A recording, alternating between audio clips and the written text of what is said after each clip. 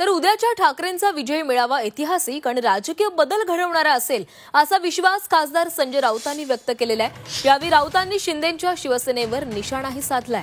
शिंदेंच्या नेत्यांना भविष्य संपतंय याची भीती आहे असा हल्लाबोलही राऊतांनी केलाय।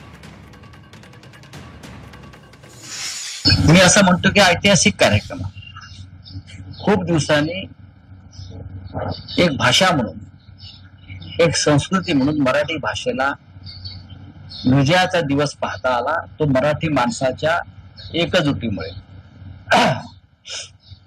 आणि ही एकजूट शक्य झाली ती उद्धव ठाकरे व राज ठाकरे यांच्या एकत्र येऊन हिंदी सक्तीच्या विरोधामध्ये जे आंदोलन झालं त्याला एकत्र येऊन मराठीचा विजय त्यांनी मिळवून दिला।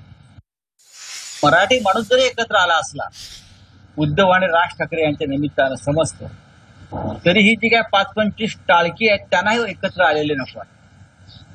त्यातले खास करून मिंदे गटाचे हे जे मिंदे गटाचे लोक आहेत की त्यांचं राजकीय भविष्यच खतम होतं याच्यामुळे, आणि या भीतीपोटी त्यांना त्या सगळ्या अशा कल्पना सुचत आहेत।